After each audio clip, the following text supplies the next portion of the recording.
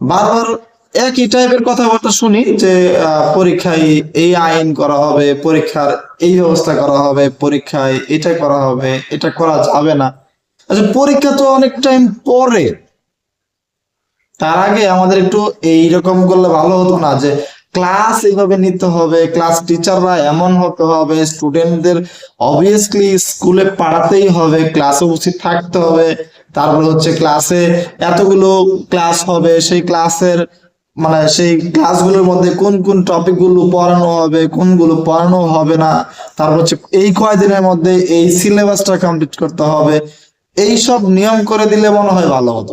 কারণ স্কুল টিচাররা, অধিকাংশ টিচারই এখন তাদের বিজনেসের দিকে ফোকাস দেয়। কোন একটা স্কুলে, যে কোনো স্কুলের যে কোনো টিচারই প্রায় এখন এমন হয়ে গেছে যে স্কুলে বাচ্চারা ভর্তি হইতে হওয়ার পরই দেখা গেছে যে 2-3 দিন পরে থেকে বলে, আচ্ছা ঠিক আছে, তোমরা সবাই এক কাজ করো, আগামীকাল থেকে আমার ওই যে পাশে ওই বিল্ডিং এ আমার একটা ব্যাচ চালু চালু আছে, বা এই মসজিদের গলিতে দেখবা আমার এই বিল্ডিং আছে, সেখানে আমি ব্যাচ পড়াই। এইভাবে অ্যাডভার্টাইজমেন্ট করে। তারপরে হচ্ছে কি বলে, আরে তোমাকে পরীক্ষার টেনশন করা লাগবে না, আমি তো আছি। তারপরে ক্লাস সমস্যা নেই, কখনো যদি গ্যাপ দাও তাহলে ওটা আমি দেখে নেব। এটা শুধুমাত্র স্কুলে এমনটা না, school, primary school, high school, college, university, even masters এর মতো একটা সময়ে যেও টিচাররা এই কাজগুলো করে। আপনারা যারা বলবেন যে এটা মানে ফাও কথাবার্তা বলতেছে, তারা একটু আশেপাশে ভালো করে চোখ কান খোলা রাখেন, দেখবেন যে অহরহ চলতেছে এই কোচিং বাণিজ্য গুলো, চলে মোটামুটি এই স্কুলের, হাই স্কুলের অথবা হচ্ছে কোনো একটা কলেজের টিচারকে দিয়ে। বাচ্চারা যেটা করবে সেটা হচ্ছে স্ট্রেট ফরওয়ার্ড, স্কুলে যাবে, স্কুলের টিচারকে পড়া দিবে, স্কুলের টিচাররাও ওইভাবে গাইডলাইন করবে যেন বাসায় টিচার না লাগে বা অন্য কোথাও পড়া না লাগে।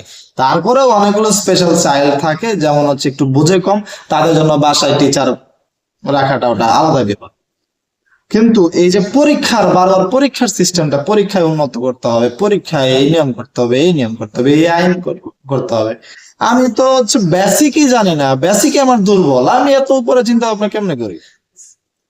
আমার তো হচ্ছে আগে স্কুলটাকে দাঁড়া করতে হবে, স্কুলের পড়ালেখার মানটাকে বৃদ্ধি করতে হবে, বাচ্চারা যে পড়তেছে সেটাকে আগে সলভ করতে হবে যে আসলে পড়তেছে কিনা, বাচ্চাদের পড়ালেখার গতিটা কেমন আগে সেটাকে তৈরি করতে হবে। মনে করেন গাড়ি চালাইতেই পারে না ওরা, আমি গাড়ি ড্রাইভিং কেমনে করে না করে, তারপর হচ্ছে আইন কানুন, গাড়ির সামনে গ্লাস দেখে মানে কি করে, তারপরে হচ্ছে এইগুলো আগে শিখাচ্ছি। আর গাড়ি তো আগে চালাতে হবে, তারপরে তোকে বোঝাতে হবে যে তোমাকে এইভাবে চালাতে হবে, তোমাকে এখন এইভাবে চলতে হবে, না হলে মামলা খাবো। আমি গাড়ি চালাইতে পারি না, গাড়িতে উঠলামই না আমি, আমাকে বুঝাই দিলেন যে এমনি গেলে মামলা খাবা, এমনি গেলে মামলা খাবা, এমনি গেলে এটা করবা, এটা এই আইনে আছে, এই আইনে আছে। আগে তো আমাকে শিখান গাড়িটা কিভাবে চালাতে হয়, ফাঁকা মাঠে শিখান আমাকে, যেখানে কোনো মামলা মোকদ্দমা নাই। একটা স্কুল ফিল্ডে, মানে যে কোনো একটা ফিল্ডে আমাকে গাড়ি ড্রাইভিং শিখা, তারপর শিখা কমপ্লিট, এবার আমাকে বলেন আপনি যে তোমার জন্য এরকম 10টা আইন আছে, এগুলো মেনে চলতে হবে, না হলে কিন্তু তোমার জন্য পানিশমেন্ট আছে। তো যাই হোক, আমার কথা ভালো লাগলে শেয়ার করবেন, আর যদি ভালো না লাগে তাহলে আমি সরি, বাট আমার মনে হলো যে আসলে এই আমাদের পড়ালেখার মানটা উন্নত করতে হবে পরীক্ষার চেয়েও। অবভিয়াসলি যদি আমি পড়ালেখাটা ভালো করি, আমার সন্তানেরা পড়ালেখা ভালো করে, তাহলে তারা পরীক্ষার হলে যেও ভালো। যদি সবগুলো বাচ্চাই পড়ালেখা ভালো করে, তাহলে পরীক্ষার হলে কেউ নকল নিয়ে যাবে না এবং দেখা দেখি করবে না। যদি আসলে স্কুলের টিচার একটু হার্ড হয় এবং হচ্ছে স্কুলের টিচাররাই স্কুলেই ভালোভাবে পড়ায়, তাহলে ওই স্টুডেন্টদেরকেও কোচিং এ দৌড়াদৌড়ি করতে হবে না, তাহলে আর আপনাদের কোচিং বাণিজ্য বন্ধ করার কোনো প্রয়োজন নেই।